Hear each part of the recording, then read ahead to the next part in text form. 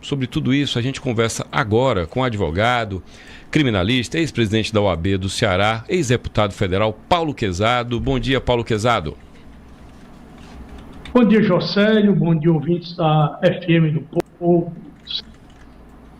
Muito bem, obrigado por aceitar nosso convite. Paulo, eu começo conversando com o senhor perguntando sobre a sua opinião acerca de um projeto que aumenta o tempo de pena, fazendo aquela menção à ideia de que, se eu não me engano, Márcio Tomás Bastos, enfim, de que a questão não é o tamanho da pena, é se ela vai ser cumprida, a percepção das pessoas de que aquela pena vai ser cumprida, seja 5, seja 15, seja 50. O que é que o senhor pensa sobre isso? Olha, eu penso numa situação bem parecida com aí quando havia roubo de carga todo dia. E o general Assis Bezerra foi um secretário aqui muito duro, pesado, de 78 a 82 no governo do Vigílio Távora. E ele dizia, se não combater o receptador da carga, vai continuar tendo o furto de carga em todo instante. Basta dizer que chegou a ter um furto de alguém que saía da Governador Sampaio e quando chegou na Catedral, a carga foi interceptada. Então havia uma estrutura de receptação muito pesada e forte. E as penas foram aumentadas também. É uma cultura brasileira de aumentar pena. E que se observa que não se resolve. É construindo presídio? Também não. Porque eu, quando comecei a advocacia, havia um instituto penal que era o Paulo Sarazate.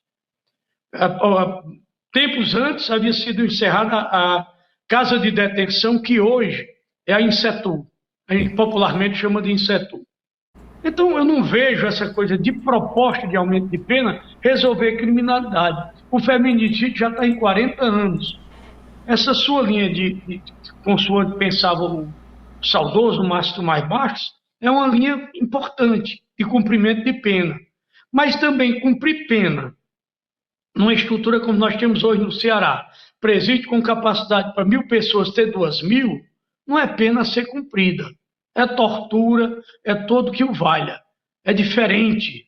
Então, é uma maneira de mostrar à população que há trabalho, mas não é fator que diminua a criminalidade. A criminalidade tem outra raiz. É uma raiz social, é uma raiz de distribuição de renda, é a concentração de renda, reforçando o que disse agora, exagerada, vem nesse ângulo. É a falta de emprego. Não, mas tem faculdade por tudo que é canto também. Estão todos aí com diplomas na mão dizendo eu sou doutor na cultura brasileira.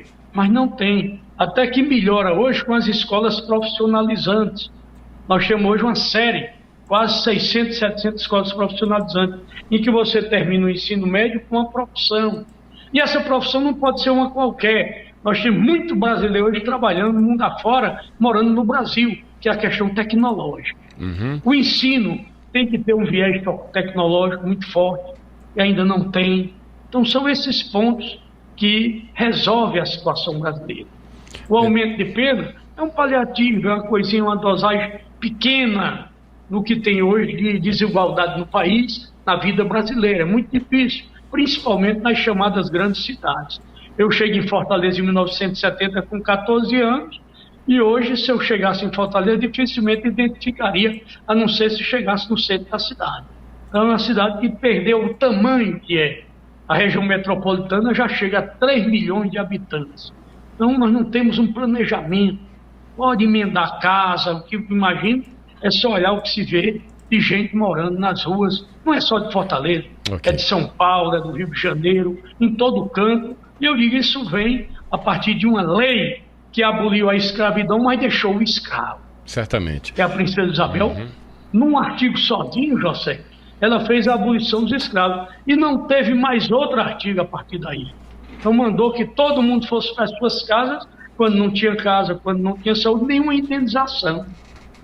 E terminou, foi perdendo o trono, porque quem desejava a indenização eram os donos dos escravos. Certamente. Olha que situação difícil. Então só se tem esse alcance, se lê um livro no Brasil, chamado Os Donos do Poder, de Raimundo Fauro, que foi presidente da OAB Nacional. Esse livro é o clássico do chamado ensinamento da vida brasileira, da formação cultural, econômica, social do Brasil. Sem isso, você não entende o que é o Brasil. Certamente. Juliana Matos Brito. Bom dia, Paulo Quezado. Aqui, o senhor falou que dessa parte social, quando a gente fala sobre assalto aqui, alguma coisa relacionada à violência, aqui ou em Fortaleza, no Ceará, ou mesmo no Brasil, aqui na Rádio Povo CBN, muitos ouvintes chegam a falar que o problema é da justiça, que ela acaba soltando muito rápido as pessoas e tudo mais. A gente sabe que há problemas relacionados à investigação também, né? O que o senhor acha? O senhor já falou dessa parte social, mas dessa atuação também da justiça, até para responder aos nossos ouvintes que muitas vezes questionam isso em relação à soltura de pessoas que são pegas, por exemplo, em relação a furtos, como a gente citou agora no começo aqui da entrevista. Primeiro que a justiça ela não vai ter lugar para prender todo mundo. Vai encher o castelão? Não. Então, e o custo também de alguém preso se economiza através de uma tornozeleira eletrônica, que funciona muito bem. Eu, porque trabalho no dia a dia, conheço isso.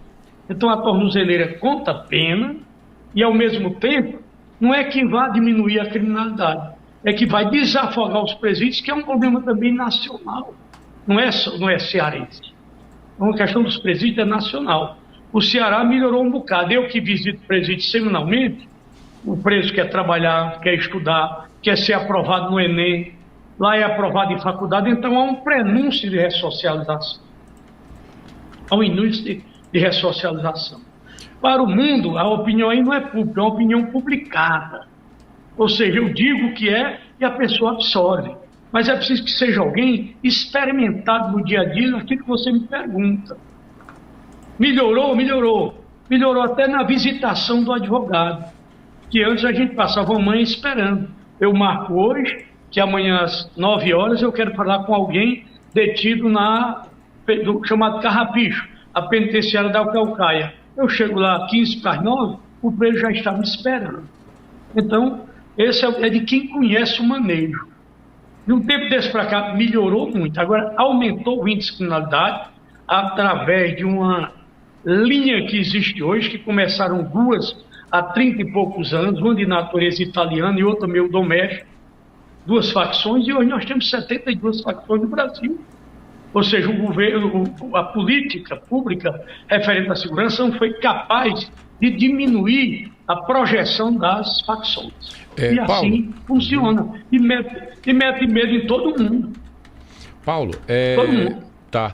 A gente, quando fala em não encarcerar, como apenas encarcerar de maneira assim simplória, né? Resolve, prende, resolve. O senhor fala do custo, fala de que isso não vai sanar por si. Aí me vem à cabeça o seguinte, que a pena de prisão no mundo todo, ela, em países mais desenvolvidos, ela é reservada para criminosos perigosos. Chefe de quadrilha, aquele que se organiza para cometer o crime, não é? E as penas alternativas, elas são, por exemplo, utilizadas na Inglaterra, isso há não muito tempo, para 80% dos casos, ou seja, países desenvolvidos que têm essa solução. Mas quando a gente fala disso, na tese, aqui no ar-condicionado, eu fico imaginando o cidadão que de manhã vai pegar o ônibus, que é assaltado, que vive conflagrado, num lugar conflagrado, que sofre tudo isso. Para ele, talvez soe como uma atitude passiva diante da violência que ele está enfrentando. Então, na cabeça dele, ele quer que prenda mesmo, ele não quer conviver com o bandido. O que dizer para esse cidadão que, acuado diante disso, ele acaba apelando, né, acaba cobrando ações enérgicas para além do que seria o racional?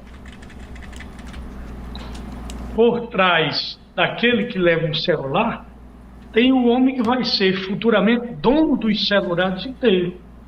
Ele vai se transformar num grande empresário. Por quê? Porque um celular desse que custa 10 mil reais, estou colocando um preço aí aleatório, e ele é vendido no mercado aí por 2 mil reais, por R$1.000, pronto. E esse rapaz transfere o celular por um preço 4, 5, 10 vezes no mercado.